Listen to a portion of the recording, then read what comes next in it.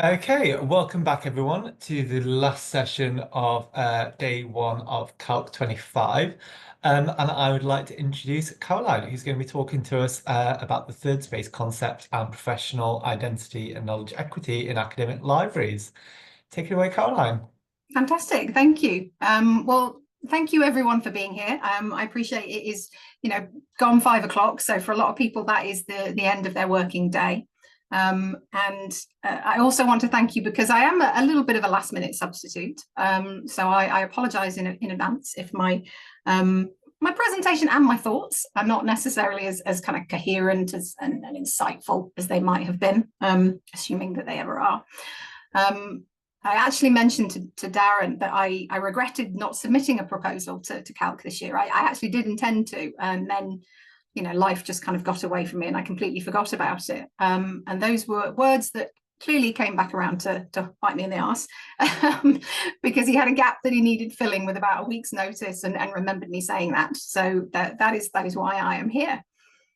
But in all seriousness, I am really thankful actually to have the opportunity to talk about an area that has become increasingly important, I think, in my professional life. And I think it's one that offers us as, librarians and librarians in training and information professionals, a real kind of unique potential for meaningful change within our institutions. So there's a quote from Celia Whitchurch's research that has kind of stayed with me. It really resonated, I think, the first time I read it, and it might with you as well. And it's not from her, it's someone she interviewed, that there's no kind of authority that you come with. And I think this captures the experience of a lot of us in librarianship, but particularly a lot of us that are working in what she calls the third space, which is that kind of murky, ill-defined landscape between sort of the traditional academic role and that sort of professional service role that a lot of us are sort of deemed to inhabit. It's that sort of, neither fish nor fowl, foot in both camps type zone. And obviously, I'm not speaking for the entire profession, and there will be many people that know exactly kind of which side of that line or divide they stand on. I think the fact that there are so many people here attending this session in particular, but the conference in general, interested in critical approaches to libraries. I think many of you will be, researching, writing, publishing. That, tells me that there's a good chance that many of you probably feel that you kind of inhabit that sort of murky, ill-defined professional space. So my own journey, and I am going to sort of bring in my own experience and my own thoughts in this session, so I apologize again in advance. But my own journey from what Whitchurch kind of describes as a bounded professional, so someone with a quite clear job definition, quite clear parameters, to what she calls a blended profession. In my case, has probably really been shaped by kind of going rogue, pushing against boundaries, questioning practice, finding opportunities to push for change from that relatively unique positioning, at least within my university. I definitely didn't sort of set out deliberately to become, what you might call an activist librarian. But my experience of kind of working across those traditional boundaries did make me more aware of systemic issues that demand attention. And it made me kind of think that perhaps I was in a position to do something about it. Or at the very least, I felt that I couldn't ignore it. And that's kind of really that sort of issue of sort of awareness of systemic issues and feeling a responsibility to do something about them is really what I want to talk about today. I want to talk about how we can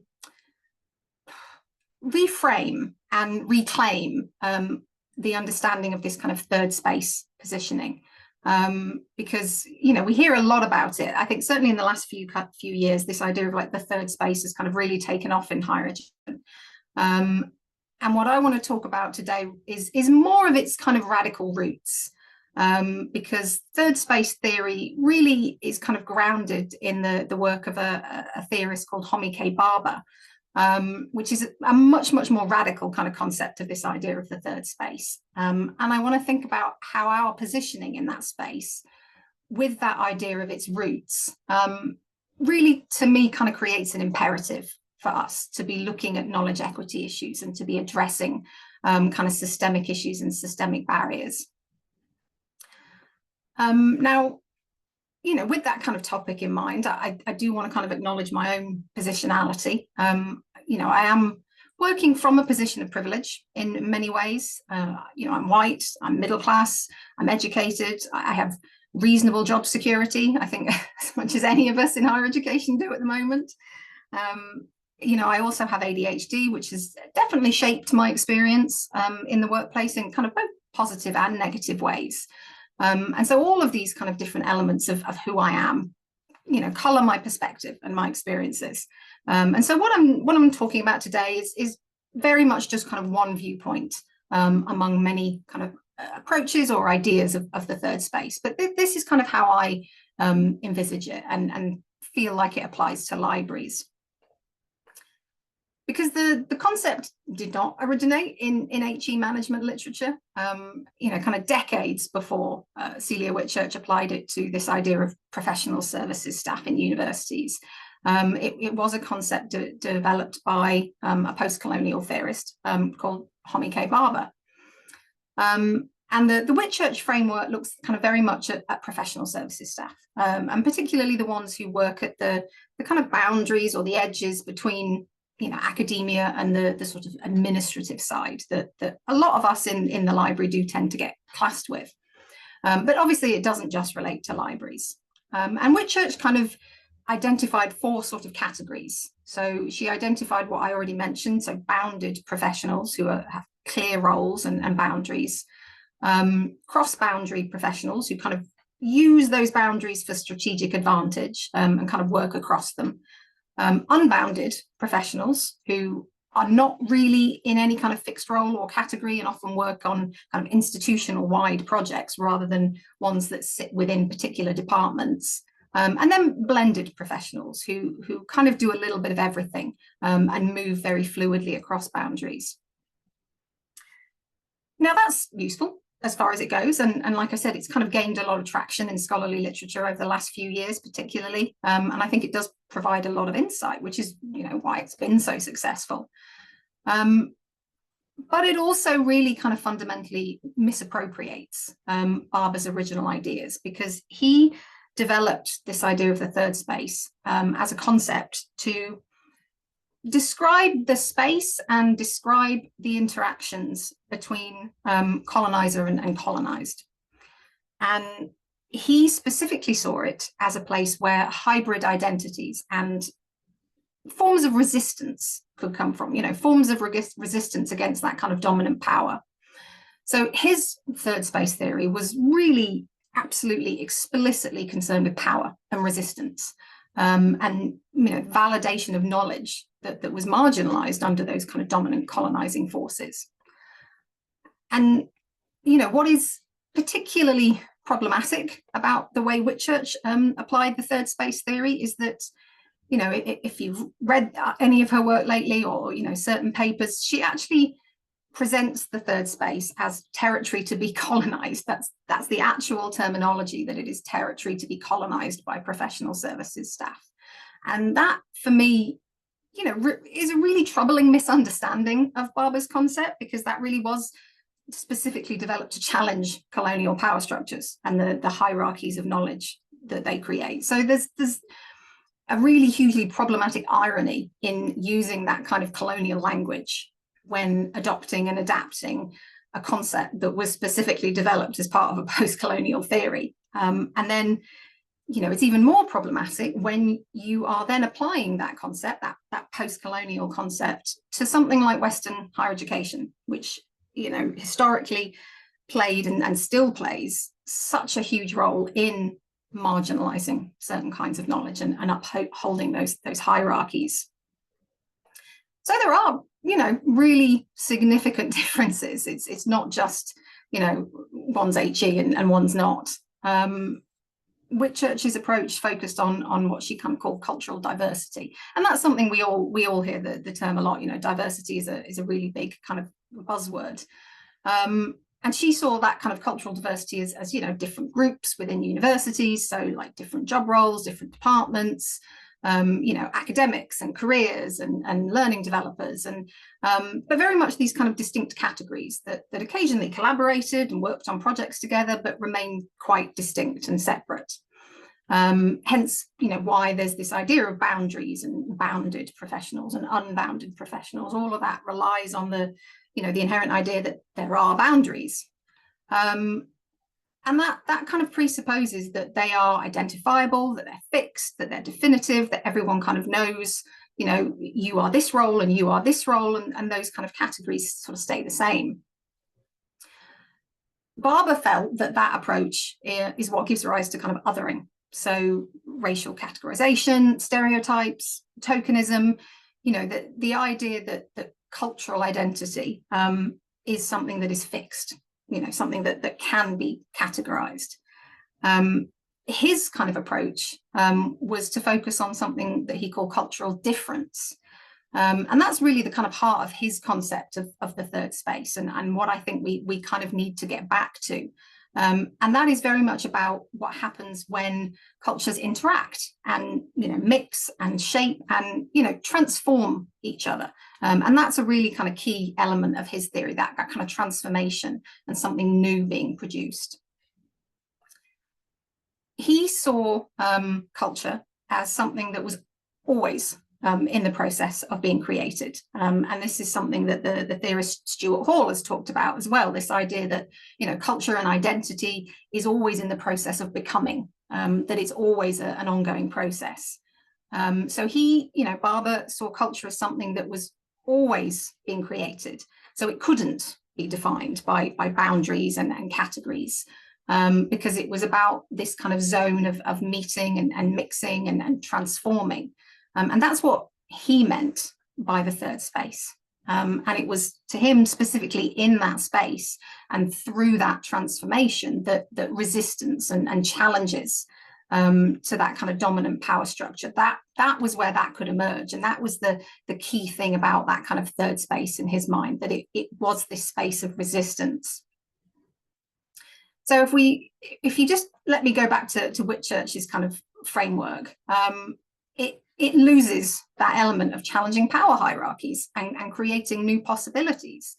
And in the kind of use of the terminology and the way that the theory is kind of presented, it's almost positioning third space professionals like us as colonizers and oppressors, because it's using that terminology like colonize and territory and pioneer, and talking about third space professionals moving into that space and using it to their advantage and kind of extracting from it. And that is not a concept I want to identify with. I think what we want to be doing as librarians is, again, reclaiming that kind of original post-colonial theory from Barber about how the third space is a space to challenge power hierarchies, to create new possibilities for marginalized knowledge and people. And for us, as library professionals, I think really emphasizing that original radical understanding of the third space is about recognizing that for us, it's not, or it shouldn't be about navigating professional identities or institutional boundaries. And I've been just as guilty of kind of using this understanding of third space myself. But because of that kind of historic roots of the theory, because of that kind of rooting in that sort of specific post-colonial resistance, for us, with knowledge equity being such a key part of our roles, it should be about using that position that we have in that third space to challenge those systems of knowledge production, and knowledge validation and knowledge dissemination that our jobs as information professionals and our profession is so kind of enmeshed in.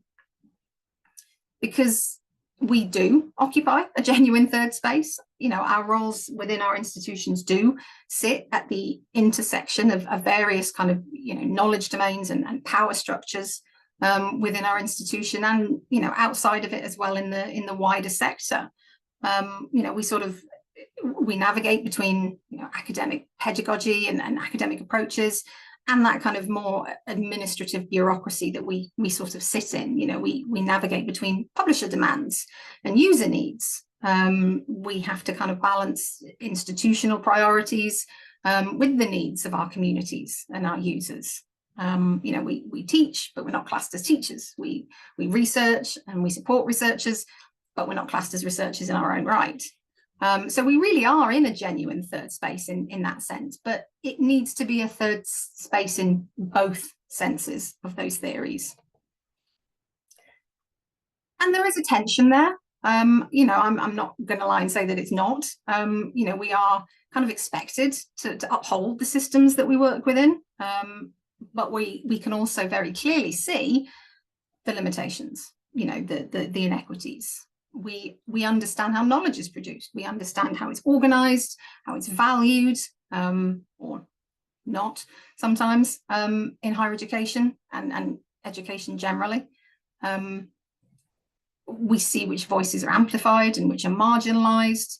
You know, there's been a lot of talk in various sessions about kind of inclusive collection development, about diversifying collections. So we see the problems. You know, we are trying to take action to address it. You know, we're really aware of those barriers that prevent some people from getting access to information and education, and what they can access when they do get access. You know, and we see quite often, probably too often, you know, that rhetoric about equality and access that we hear from our institutions, but we also see how often that comes up against, you know, practical realities like budgets and staffing. We see how a lot of our values about open access and knowledge sharing then, you know, clash with commercial publishing models. You know, that's something that I myself have been, you know, very aware of with all of the ebook SOS work. And there's a similar tension there, I think, with, you know, with our professional identity as librarians. You know, like I mentioned earlier, are we professional services staff, support staff, you know, academic support, whatever term your institution uses? Are we there to support the institution's teaching and research? Or do we deserve to be classed as teachers and researchers in our own right? You know, with a responsibility then to critically engage with those systems that we're a part of. You know, the fact that people are here now attending a critical conference suggests that, you know, it's not quite so clear cut as we're one or the other. Most of us don't have an answer for that. I'm not discussing this as though I do. I think sometimes it's one, sometimes it's the other. You know, sometimes it is both at the same time. Sometimes it's neither.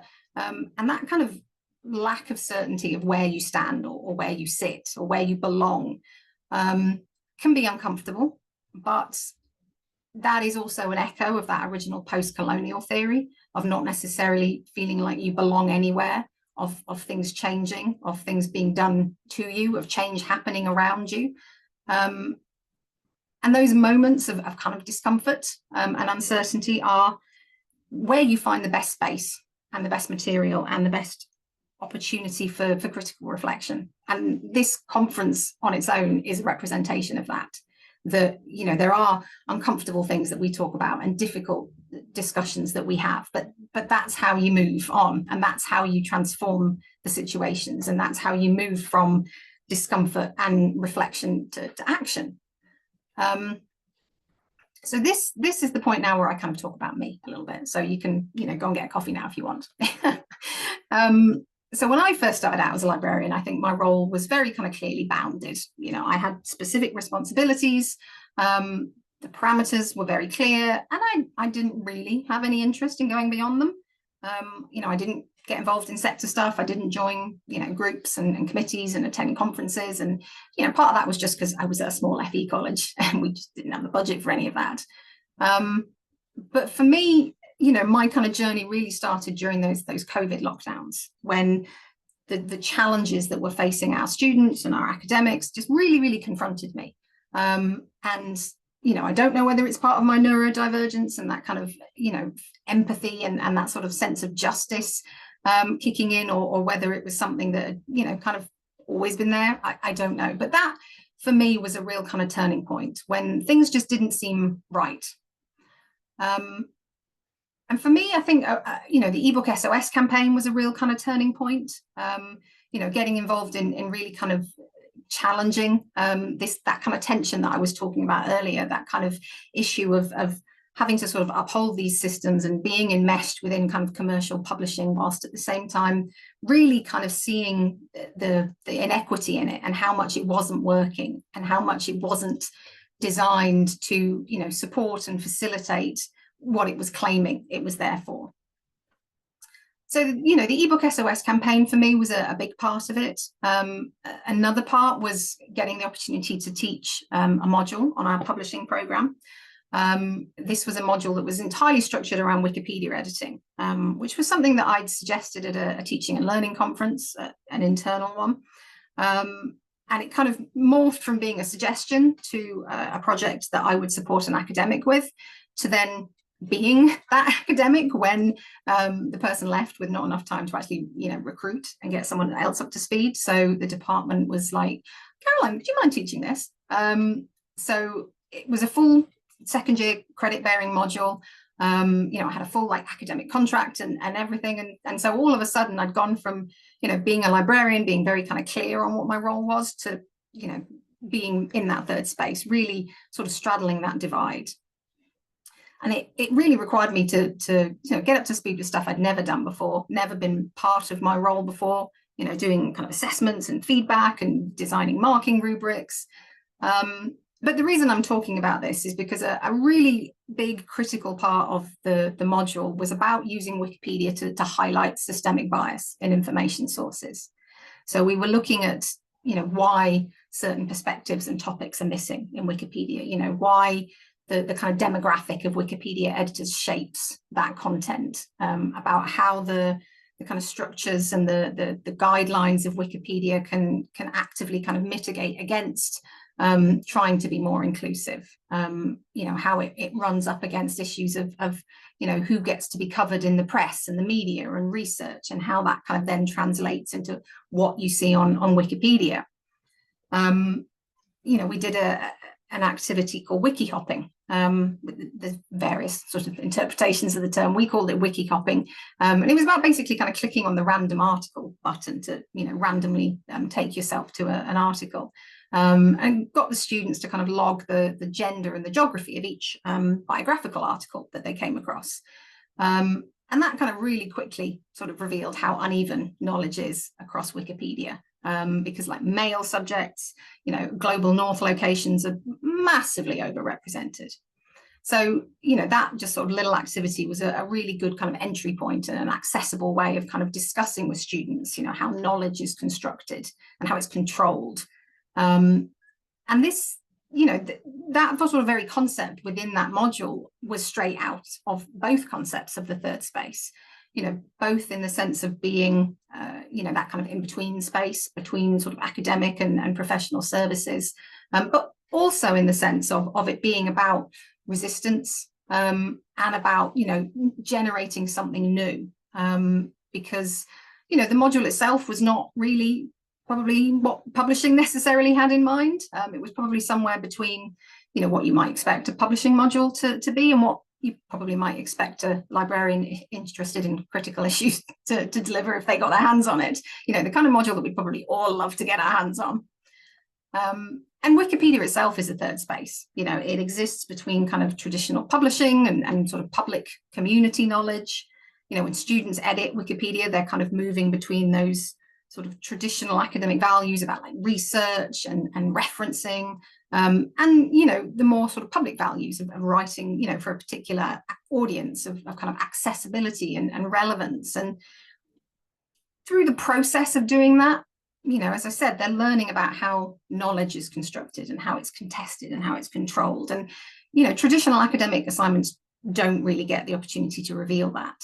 And they're learning about how much of the process of knowledge creation itself is about communication and compromise and discourse and different perspectives coming together and, clashing sometimes, but then, something results from it, something's produced, and that's like straight out of Barber. That's what he means by the third space, about, clashing perspectives and often diametrically opposed perspectives, and having this space where they can come together and talk and argue and disagree, but something new is created from it that isn't one thing or the other. So, those kind of experiences with ebook SOS and the way that it really kind of took off, despite the fact that, the three of us were not in any position of authority. We didn't have any kind of formal authority to speak for anyone. We didn't have senior management positions, but the campaign kind of really took off.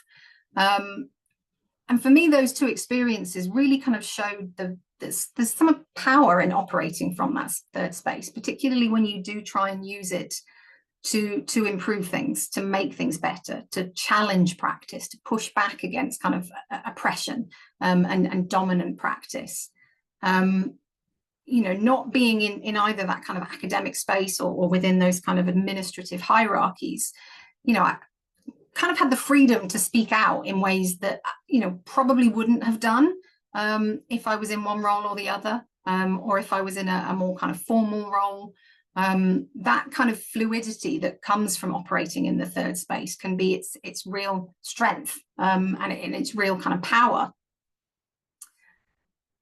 So if we accept this kind of reframing of the third space and the way we should be going back to that more kind of radical notion of it, and hopefully I'm convincing people, or at least people are not fundamentally disagreeing with me, what does that mean for our practice?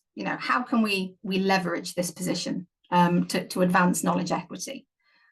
Because we are in a really powerful position to do so, and I think we have a kind of ethical responsibility to do so.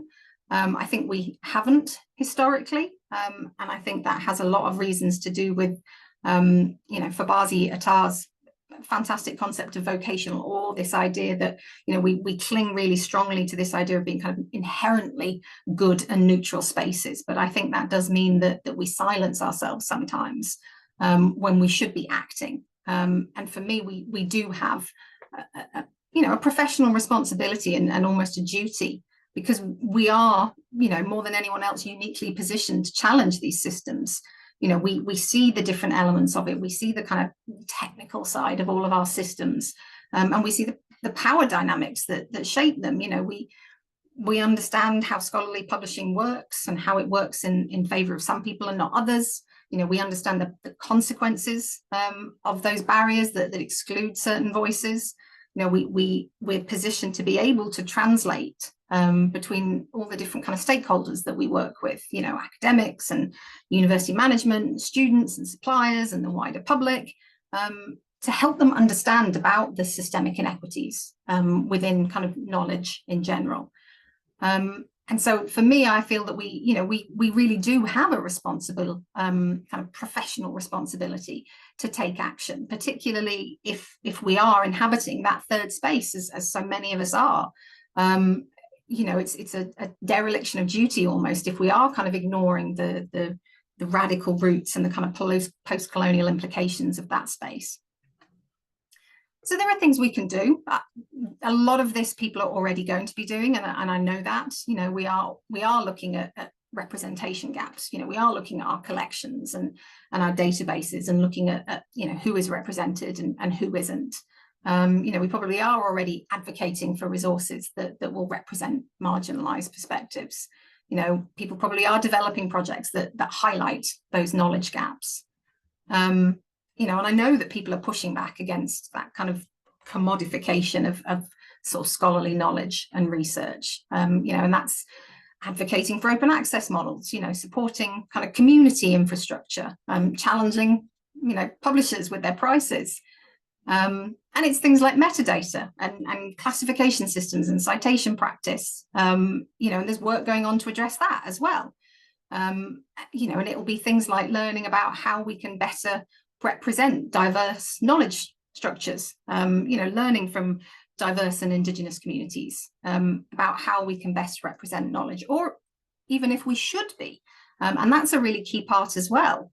And we can be learning from the work that is out there, and connecting with kind of marginalized communities to learn about how we can, legitimize and preserve their knowledge, and if we should. And the last one, critical information literacy, that's what we're all doing here right now. Educating ourselves as much as our students, and teaching them and learning ourselves about algorithmic bias in AI. That's a huge thing at the moment. But I'm a huge advocate of talking to students about these issues and how algorithms shape their search results, and the kind of politics of academic publishing, and the sort of dismantling this idea of authority. I'm a huge advocate of talking to students about these issues, whether the lecturers want us to or not, quite frankly. Because we are in the position to do that, and we're in a position to see all those kind of behind the scenes elements that I think, a lot of the time academics are not. So I appreciate, for all that I timed this perfectly before I started talking, I knew I'd go over. But I kind of just want to sort of sum up with saying that we are in a real position to sort of contribute to change, because we are operating at the intersections.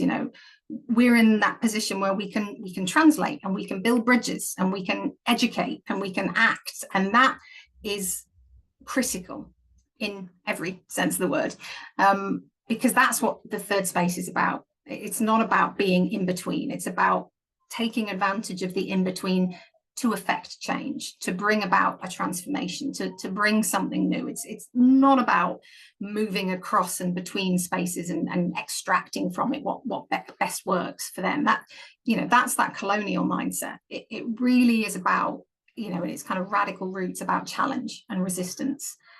And so we need to embrace that. We need to embrace the fact that if we're talking about being in that third space, if we're recognizing that, as many of us do, that is kind of where our roles sit. To me, that brings a responsibility, to take advantage of that space, to try and bring about the kind of change that we're talking about in this very conference, all of these different issues. And in many ways, I'm kind of preaching to the converted here, because you probably all agree with me, or I hope you do, because you're here and you're interested in these issues, and you're wanting to change, and you're wanting to improve. But I think it's really important to, whilst we're critiquing our information systems and our modes of pedagogy, also critique this concept, also critique this idea of the third space, and think about, are you talking about being in the third space? Are you thinking of yourself in those terms? And if so, are you thinking about it in that kind of original post-colonial sort of radical resistance concept? Or, is it that kind of, neo-colonial kind of extractive point of view? And if it is, change it, change that mindset. Think about the fact that, you're in a position of responsibility, and what can you do about it? And I'm not planning on talking about these. These are kind of questions, I guess, that I want to leave you with, or that I would hope that people will go away from this session thinking about, how you can use your kind of third space position to kind of advocate for knowledge equity, where those kind of vantage points are, where you can see that there's tensions and you can maybe push a little bit, and what boundaries and barriers you might run into, what kind of issues or challenges you might face.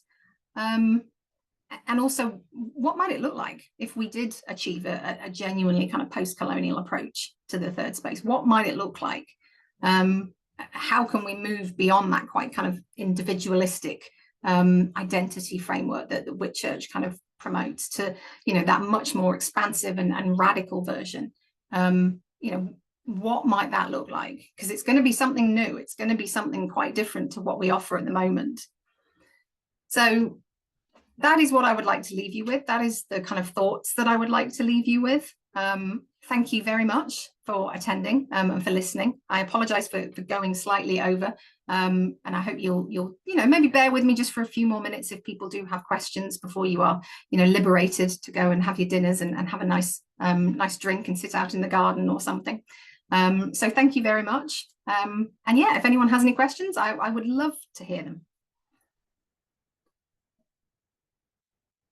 Oh, Darren, you're muted. I'm going to stop the recording there. We are at time.